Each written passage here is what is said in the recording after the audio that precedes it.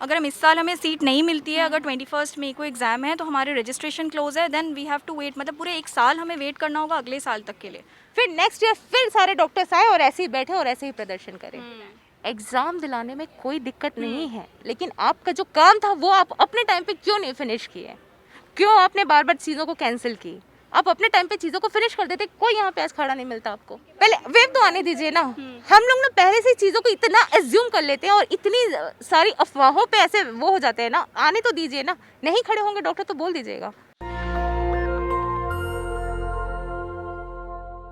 स्वागत है आपका नेशन दस्तक में, मैं हूं आपके साथ फरीन सैफी। जिस तरह से देश में हड़तालें हो रही हैं, कभी डॉक्टर हों या कर्मचारी हों, कैब ड्राइवर हों, वह अपनी मांगों को लेकर लगातार जंतर मंतर बातें अपनी मांगों को रखते हैं। इसी तरह यहाँ पर आज डॉक्टर मौजूद हैं जो लगातार जो नीट एग्ज़ाम है उसके पोस्टपोन की बात कर रहे हैं। ये कोविड वॉरियर्स हैं। सर, आप यहाँ आज जमा हुए हैं जंतर मंतर पर, तो क्या मांगे हैं जो आप लोगों को यहाँ पर आना पड़ा? हमें बस पोस्टपोनमेंट चाहिए। बस हमारा जो भी जेन्युइन डिमांड्स है गवर्नमेंट सुनना है और जल्दी से जल्दी इसका डिसीजन कुछ निकालना है। तो we are just demanding to postpone for 1.5 to 2 months, that's it. Just we need 30 to 60 days for preparation. अच्छा, तो अभी कब बोला है कि कब एग्ज़ाम होंगे नीट के? 21 में 21 मई को होगा एग्ज़ाम। बस अभी 13 दिन के बाद ही है। बस काउंसलिंग अभी May 7 को ख़त्म हो गया, तो government is telling like we need to prepare in 13 days। तो हमको 7 मई के बाद ही पता चलता है कि सीट मिला कि नहीं। तो अभी भी स्टेट काउंसलिंग अभी भी बाकी है ना। अच्छा, तो स्टेट काउंसलिंग में आप नहीं कह सकते ना किसको कब कहाँ पे क्या सीट मिल जाए। लक पे भी डिपेंड करता है, ठीक है। और अगर उस बच्चे को मतलब अगर हमको अगर वो ड्रीम डिपार्टमेंट नहीं मिला, चलिए वो हमको ड्रीम ब्रांच नहीं मिला, तो फिर हम फर्दर उसके हिसाब से फिर तो हम तैयारी करेंगे। तो आप एक नाव पे मतलब दो नाव पे एक साथ पैर नहीं रख सकते हो। सारा का सारा सब चीज़ क्लैश हो रहा है, ठीक है। आप कम से कम उतना टाइम तो दो, कि थोड़ा सा या तो आप काउंसलिंग का फॉर्म भरने में भी ना पूरा एक दिन चला जाता है। फिर उसके बाद में आप जाके वहाँ पे एक ऑफलाइन जाके आप वहाँ पे एट प्रेजेंट होके आप वहाँ पे काउंसलिंग अटेंड करेंगे, जिसमें पूरा स्टार्टिंग मॉर्निंग से लेके कभी कभी मिडनाइट हो जाती है काउंसलिंग अटेंड करते करते, सीट लेते लेते। अब उसमें से ज़रूरी नहीं है कि हर बच्चे को सारी सीट मिल जाए। अगर 500 बच्चे गए हैं, 50 बच्चों को अगर मिला है, तो 450 बच्चे कहाँ जाएंगे? फिर वो वापस आएंगे, फिर वो एग्ज़ाम करेंगे, फिर नेक्स्ट काउंसलिंग का, फिर वो स्टेट काउंसलिंग होगा, फिर वहाँ की तैयारी करेंगे। तो क्या करें? तो ये चीज़ सिर्फ इतना से ही चीज़ है कि आप जब तक कि सीट आप रिज़र्व नहीं कर देते हो, जब तक कि पूरी सीट आप नहीं बांट देते हैं, सारा सब चीज़ रिज़र्व नहीं कर देते हैं बच्चों को, तब तक कि आप कैसे एग्ज़ाम कंडक्ट कर सकते हैं? ये तो लॉजिकली और टेक्निकली आप खुद सोचिए ना। अगर मैं आपको बोलूँ कि आज आपकी काउंसलिंग है और आज आपका एग्ज़ाम है, आप क्या चूज़ करोगे? ठीक है, कोविड वो ठीक, हम सब मानते हैं, वो हमारी ड्यूटी थी, ठीक है। हम इसलिए डॉक्टर बनते हैं। जिस दिन हम डॉक्टर बन जाते हैं उस दिन हमको समझ में आ जाता है कि अब हमारा कोई लाइफ नहीं है, ठीक है। हमको समझ में आता है कि हमारी कोई लाइफ नहीं है, हमने अपना सारा सब चीज़ अपने पेशेंट के लिए कर दिया है। तो जब हम आपको थोड़ा कोऑपरेट कर रहे हैं, तो आप हमको इतना सा उस टाइम भी तो जब उस टाइम उनको ज़रूरत थी, उन्होंने पोस्टपोन किया, माना कि इमरजेंसी थी, पोस्टपोन किया, चलो कोई भी रीज़न से पोस्टपोन किया। अभी क्या आपको नहीं लगता कि ये जेन्युइन रीज़न है? अगर क्लैश हो रहा है काउंसलिंग और एग्ज़ाम, अगर क्लैश हो रहा है, तो क्या आपको ये नहीं लगता कि ये जेन्युइन रीज़न है कि 1-2 महीना, 1-1.5 महीना कि पोस्टपोन कर दिया जाए? हम ये तो नहीं कह रहे हैं कि आप एग्ज़ाम को कैंसिल कर दो, पोस्टपोन कर दो। अब वो बोलते हैं कि जब हमारी बात हुई थी हेल्थ मिनिस्टर सर के पीए से बात जब हुई थी, उन्होंने कहा हाँ, उनसे ही हम जो टाइम गैप है वो लास्ट ईयर से जो टाइम गैप है वो सर उसको थोड़ा कम करने की कोशिश कर रहे हैं। ठीक है, हर चीज़ों को कम करने की कोशिश की जाती है, लेकिन अब एकदम एग्जैक्ट आप चीज़ों को नहीं छोड़ सकते। अगर मैं अब हमारे उस टर्म में बोलूँ, अगर आप किसी पेशेंट को बोलोगे कि नहीं आप सिगरेट छोड़िए, तो आप उसको तुरंत सिगरेट छोड़ने के लिए नहीं बोल सकते। वो धीरे करके ही चीज़ें छूटती है। तो ठीक है, सितंबर में एग्ज़ाम हुआ था, आप उसको 2 महीने थोड़ा पीछे लेके चलिए, फिर ऐसे ऐसे करके ही तो चीज़ें होती हैं ना। आप एक साथ आप सारा चीज़ करोगे तो फिर वो तो बच्चों के ऊपर बर्डन है। 19 सब्जेक्ट का रिवीजन करना, मेंटल प्रेशर देना, मेंटल प्रेशर काउंसलिंग से भी हो रहा है कि हमको मिलेगा कि नहीं मिलेगा, जाना है नहीं जाना है, ट्रैवलिंग, ये कितनी सारी चीज़ें होती है। फिर वहाँ से वापस आना, तो नेक्स्ट ईयर एक पूरा साल बर्बाद हो जाएगा हमारा। अगर हम इस साल हमें सीट नहीं मिलती है, अगर 21 मई को एग्ज़ाम है तो हमारे रजिस्ट्रेशन क्लोज है, then we have to wait, मतलब पूरे एक साल हमें वेट करना होगा अगले साल तक के लिए। तो पूरा एक साल हमारा बर्बाद हो जाएगा। फिर ये भी चीज़ है कि मतलब ये है कि जो आपके एग्ज़ाम्स और जो काउंसलिंग है वो एक साथ आ रही हैं। हाँ, क्योंकि बहुत सारे कोर्ट केसेस थे, बहुत सारी चीज़ों की वजह से काउंसलिंग कैंसिल भी हुई है। हमारे मॉपअप राउंड्स भी कैंसिल हुए हैं, जिसकी वजह से काउंसलिंग इतनी डिले हुई है। आसाम का स्प्रे राउंड भी कैंसिल तो कितने दिनों के लिए आप बोल रहे हैं कि पोस्टपोन हो जाने चाहिए?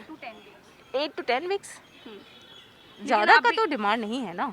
तो आपने कभी लिखित में लिखकर भेजा किसी को? हाँ, पीएमओ सर को भेजा है, PMO सर हाँ हाँ। भेज चुके तो हैं उधर से कोई जवाब नहीं आया अभी? नहीं, मुझे बस एक चीज नहीं समझ में आ रही, हम बस इतना चाह रहे हैं कि सर हमसे मिल लें एक बार, मिल लेना।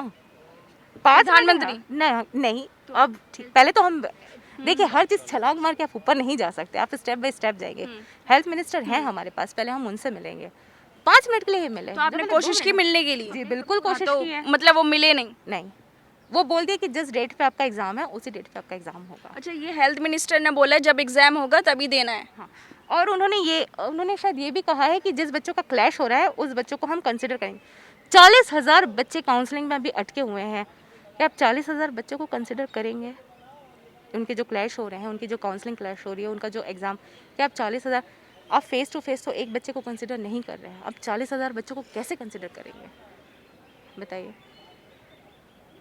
या मैं अगर उनको ये बोलूँ कि सर आप एक बार अपने आप को हमारी जगह, हम जितने भी डॉक्टर्स हैं उनकी जगह रख के देखिए, तो वो कैसा फील करेंगे? अच्छा, जो कोविड में जिन लोगों ने काम किया उनको भी बोला जा रहा है कि जब कोविड था तो आपको जॉब पे रखा, अब उनको भी निकाल दिया गया है।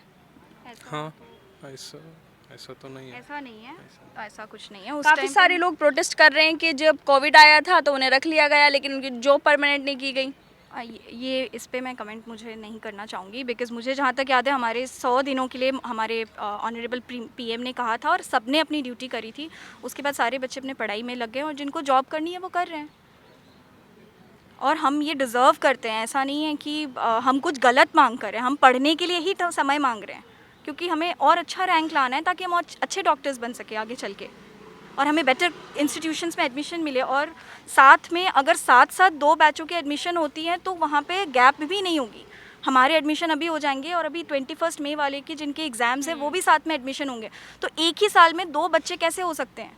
या तो फिर वो ये सोच रहे होंगे कि हम अभी एग्जाम ले लेते हैं, ये वाली काउंसलिंग में हम बिल्कुल 8 महीने खींचेंगे, फिर नेक्स्ट ईयर फिर सारे डॉक्टर्स आए और ऐसे ही बैठे और ऐसे ही प्रदर्शन करें। क्या वो ये चाहते हैं? मतलब ये है कि सरकारें बिल्कुल पल्ला झाड़ चुकी हैं। जिस डेट पे आपको बोल दिया उस दिन काउंसलिंग होगी, एग्जाम होगी, बस उसी दिन देना है। एग्जाम दिलाने में कोई दिक्कत नहीं है, लेकिन आपका जो काम था वो आप अपने टाइम पे क्यों नहीं फिनिश किए? क्यों आपने बार बार चीज़ों को कैंसिल की? आप अपने टाइम पे चीज़ों को फिनिश कर देते, कोई यहाँ पे आज खड़ा नहीं मिलता आपको। आपने जो ये काउंसलिंग चल रहा था, इसके पहले भी जो 12 मार्च को जो सर ने कहा, सुप्रीम कोर्ट ने मार्च को ओवर होनी थी, 10 मार्च को ओवर होनी थी, क्यों नहीं आपने किया? ठीक, उस दिन अगर कर देते तो क्या आज हम सब यहाँ पे खड़े होते? क्या मैं आपको इंटरव्यू दे रही होती यहाँ पे? नहीं ना। लेकिन जिस तरह से देश की हालत बने हुए फिर से बोल रहे हैं कि 3rd वेव आएगी कोरोना की, तो उसी हिसाब को देखते क्या पता सरकार ने आगे किया हो। अब बोल रही हैं आप लोग काउंसलिंग करवा लें। पहले वेव तो आने दीजिए ना। हम लोग ना पहले से चीज़ों को इतना एज्यूम कर लेते हैं और इतनी सारी अफवाहों पे ऐसे वो हो जाते हैं ना। आने तो दीजिए ना, नहीं खड़े होंगे डॉक्टर तो बोल दीजिएगा, आने दीजिए, सारी वेव आने दीजिए। क्या पिछले वेव्स में, क्या पिछले दोनों वेव्स में क्या डॉक्टर्स नहीं थे? इतना स्टैटिस्टिक्स हमेशा गलत बताते हैं कि डॉक्टर, इतने ही डॉक्टर, 750 डॉक्टर मरेंगे, क्यों नंबर हमेशा छुपाया जाता है? हम लोगों ने उसके लिए कभी आवाज़ उठाया कि आप लोगों ने इतना कम नंबर बताया डॉक्टरों के जाने का? फिर एक सिंपल सा मुद्दा है, इतनी सी बस डिमांड है कि सर क्लैश हो रहा है, 10 डेज में हम 19 सब्जेक्ट नहीं कवर कर सकते। तो आपको क्या लगता है कौन जिम्मेदार है इन सब चीज़ों का? किसी को जिम्मेदार नहीं बोलेंगे, इसमें बस रिक्वेस्ट करें। देखिए, अगर आप जिम्मेदार की बात करेंगे तो हम ये कहेंगे कि जो काउंसलिंग होनी थी, जो आपकी टाइम पे ख़त्म हो जानी चाहिए थी, वो आपको टाइम पे ख़त्म करनी चाहिए थी। अगर आप मार्च एंडिंग में, जो 10 मार्च को अगर आप काउंसलिंग ख़त्म कर देते तो आज ये सारी चीज़ें नहीं होती। कोई नहीं बैठता, सब अपना अपना बढ़िया एग्जाम से तैयारी करते रहते और एग्ज़ाम देते। तो कितने बच्चे हैं जो इससे प्रभावित हो रहे हैं?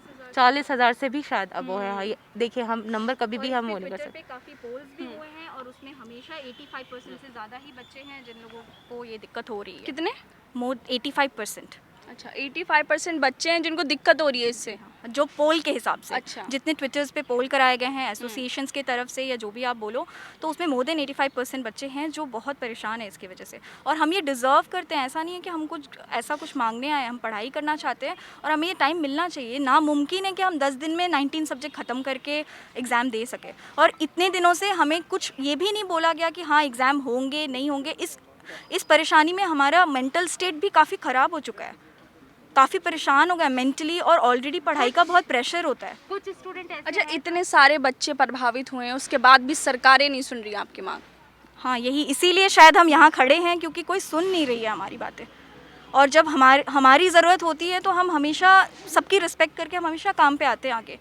जो कोविड वॉरियर हैं उनकी बात नहीं सुनी जा रही, जो पेशेंट्स को अच्छी ज़िंदगी देती हैं, उनका इलाज कर रहे हैं, वो आज यहाँ पे जंतर मंतर पे खड़े हैं प्रदर्शन। यही बात है, ये इसलिए हम चाहते हैं और हम रिक्वेस्ट करेंगे पीएम सर को। और तो कितने दिन हो गए आप लोगों को ये धरना देते हुए? आज ही से है, बट एक्चुअली हम 20 दिनों से ट्राई कर रहे हैं। हम लोगों ने अपनी तरफ से हर कोशिश, हेल्थ मिनिस्टर से मिलने के लिए आप लोग ट्राई कर, हेल्थ मिनिस्टर से भी ट्राई कर रहे हैं, हम लोगों ने अपनी तरफ से सारी कोशिश की है, बट लास्ट में जब किसी ने हमारी नहीं सुनी तो हमें मजबूरन यहाँ आना पड़ा, बिकॉज कोई हमारी बातें सुन नहीं रहे हैं। तो किन किन लोगों को आपने चिट्ठी भेजी, किन किन से बात की? बहुत सारे एमपीज़ ने भी लेटर लिखे हैं, मोर देन 20 एमपीज़ ने भी लेटर लिखे हैं, जैसे कार्तिक पी चिदम्बरम हो गए, हम तेजस्वी सूर्या सर हो गए, काफ़ी लेटर्स गए हैं हेल्थ मिनिस्टर के पास, बट हमें कोई रिस्पांस नहीं मिल रही है। और हम लोगों ने पीएमओ को भी मेमोरेंडम भेजा है, तो उनकी तरफ से भी अभी मतलब सरकारें अपना पल्ला झाड़ चुकी हैं, डॉक्टर्स की तरफ से उन्होंने देखना ही बंद कर दिया। देखिए सारे कुल मिला के मैं बस इतना ही कहना चाहूँगा कि जब देश को डॉक्टर्स की ज़रूरत होती है, जब कोई बहुत बड़ी विपदा आपदा देश में आती है, तो जो जैसे देश को रक्षा करने के लिए बाहर बड़े बड़े सैनिक हैं जो खड़े रहते हैं, उसी तरह हमारे डॉक्टर्स भी हर एक उस मोमेंट में देश को सपोर्ट करने के लिए सबसे आगे रहते हैं। आज हमें सरकार से कुछ नहीं मांग रहे हैं, सरकार से बस इतना ही मांग रहे हैं कि हमारी बातें सुने, बस इतनी सी बात है। जब देश को ज़रूरत होती है हम लोग आगे आते हैं, हम लोग खड़े होते हैं, चाहे हर फील्ड में क्यों ना हो, चाहे डिज़ास्टर मैनेजमेंट हो, चाहे कोई भी एपिडेमिक आती है, एंडेमिक आती है, कोई भी केसेस आते हैं, तो उसके लिए डॉक्टर्स हमेशा आगे हैं। हम लोग की बस छोटी सी डिमांड है, कोई इतनी बड़ी नहीं है, बस इतनी सी डिमांड है कि हमारी बातें सुने, हमारी बातों पर ध्यान दें, और जितना पॉसिबल उनसे हो हम लोग के तरफ इस चीज़ को कंसिडर करते हुए पोस्टपोन करनी है, उस बात पे अमल करें और फैसला जल्द से जल्द लें। ये अब पिछले बार एक बार क्या हुआ था कि 18 अप्रैल को एग्ज़ाम था, 16 अप्रैल को ट्वीट आता है कि पोस्टपोन हो रहा है। वो जो हमारे मेंटल स्टेमिना को और ज़्यादा इफ़ेक्ट करता है। इट्स बेटर टू मतलब डिसाइड पहले करें, एटलीस्ट डिसाइड पहले करें और ये फैसला करें कि पोस्टपोन करना है तो पोस्टपोन करें, 8 to 10 वीक्स के लिए पोस्टपोन करें। ये नहीं कि हम लोग सब चीज़ तैयार हैं या नहीं तैयार हैं, बीच में आदमी रहते हैं और उसके बाद फिर बाद में फ़ैसला कब क्या आता है पता नहीं चलता है। तो इसलिए बेटर है कि कुछ फ़ैसला करें, हम लोग की बातों को सुने। जब हम लोग हर विपदा में खड़े होते हैं, तो आज हम लोग यदि कठिन परिस्थिति में है तो हमारी सरकार से यही दरख्वास्त है कि वो हमारी बातें सुने और जो भी इससे आगे फ़ैसला होता है वो सब हम लोग स्वीकार करने के लिए रेडी है। ये वो स्टूडेंट्स हैं जो लोगों का इलाज करते हैं, उन्हें अच्छी ज़िंदगियां देते हैं, उन्हें बीमारी से बचाते हैं, लेकिन उन्हीं लोगों को जंतर मंतर पर आके प्रदर्शन करने पड़ता है, अपने हक के लिए बोलना पड़ता है कि जो नीट एग्ज़ाम है उसे आगे बढ़ा दिया जाए, ताकि जो उनके एग्ज़ाम हैं वो काउंसलिंग दोनों क्लैश ना हो। ये सब चीज़ें हैं, सरकार से लगातार अपील कर रहे हैं, पीएमओ को लेटर भेज रहे हैं, अपने स्वास्थ्य मंत्री से अपील कर रहे हैं, लेकिन फ़िलहाल जो सरकार जनता चुनती है वो जनता की बात ही नहीं सुन रहे हैं। मैं फ़रीन सैफी, कैमरामैन आशिक के साथ नेशनल दस्तक के लिए। नेशनल दस्तक की आपसे गुजारिश है कि अगर इसको बचाना चाहते हैं तो नेशनल दस्तक को सब्सक्राइब करने के लिए रेड कलर के सब्सक्राइब बटन को दबाएं, फिर बेल आइकन की घंटी दबाएं। नेशनल दस्तक को बचाने के लिए बहुत जरूरी है कि हर खबर को शेयर करें, लाइक करें, कमेंट जरूर करें।